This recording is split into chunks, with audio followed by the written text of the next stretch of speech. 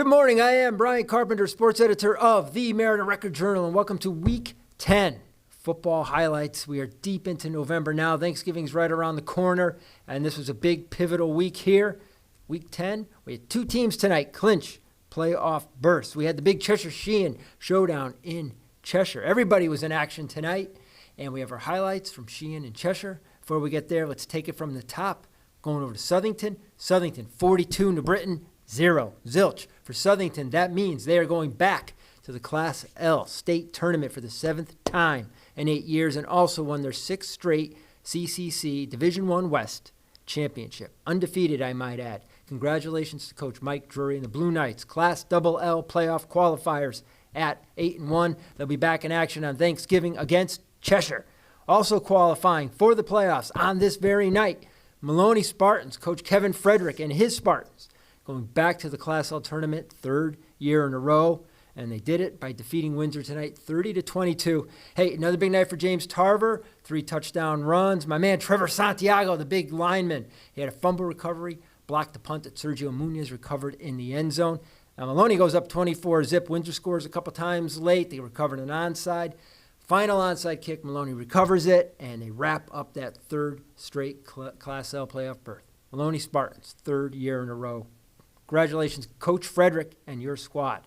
All right, what else do we have tonight? Down in Lyman Hall, SEC Tier 3 matchup between East Haven and Lyman Hall. East Haven's option gave Lyman Hall some fits. SP Pagano did hit Shakespeare Rodriguez and Lucas O'Riordan's touchdown passes, had the Trojans in range late. East Haven breaks off a long touchdown run with about a minute and a half to go to seal a 28-14 victory. Hey, Coach Rock and the Trojans get back at it next Friday. They've lost 3 in a row. They'll be looking to defeat Bassick so they can go into their Thanksgiving matchup with Sheehan on a high note. Also tonight, Platte Panthers, they come up short 47-40 and a shootout with Manchester up in Manchester. And another big night for Roberto Salas. Went into that game as the state's rushing leader, and the kid scored 6 touchdowns tonight. 6 touchdowns. The killer, though, is this. After the 5th touchdown, if you keep that straight, 5th touchdown, Manchester returned the ensuing kickoff for a touchdown. And that was just a crusher because when Roberto scored a 6th touchdown, had the Panthers not given up that kickoff return, they would have pulled even. Instead, they fall short 47-40. And they are 4-5 going into the Thanksgiving Day Starter Bowl against Maloney. Have we touched all the bases, my man? My man Aaron was at Sheehan and Cheshire, big SEC Tier 2 showdown there. How did things go? We're going to hit the magic space bar, and we're going to find out. This pass play here is Alec Frione, who's in the midst of a great season for Cheshire. This pass play sets up the first touchdown for this fella, Jake McAlinden. You've seen him score before. You can see him score again. Jake puts the Rams on top, and, this game was early and close in the first half. Here's Christian Russo scoring for Cheshire to put them up 13-zip on one of the first plays of the second quarter. Sheehan does answer. They're down 13-zip. Their quarterback, Kyle Simmons, out with an injury, which was not good for them, but Terrence Bogan was back, and there goes Terrence there. And when Terrence gets in the open field, you just ain't gonna catch him. Now that touchdown, Sheehan is winning 13-7 at halftime.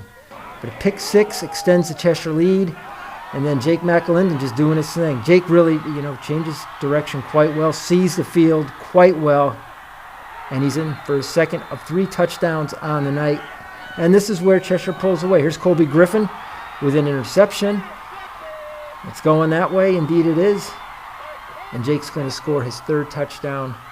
And all over but the shouting at that point. Final score down at Alumni Field tonight. And this is Jason Shamilla hitting Nick DiMizio for a touchdown reception that pretty much sealed the deal. Final score down there. Cheshire, 40. Sheehan, 13. As a tough matchup for the Titans. No question. They had Bogan back, but with Simmons not in, that really hurt their passing game.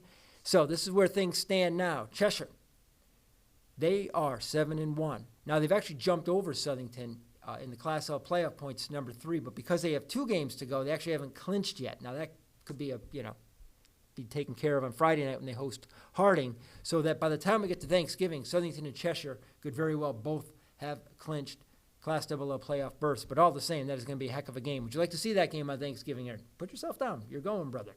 Now, as far as Sheehan goes, second loss in a row after their 6-0 start. They're 6-2. They're down to number 6 in Class S, but a lot of two-loss teams there in Class S. And Sheehan plays Hamden next week.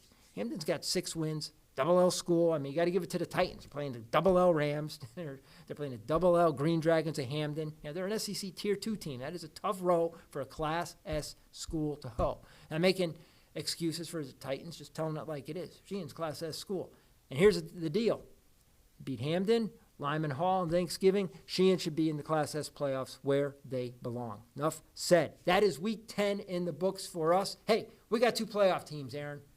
Good chance we're going to have a third. We will see what Week 11 brings us next week when the SEC schools are back in action, as well as Wilcox Tech. We'll bring you the action next week.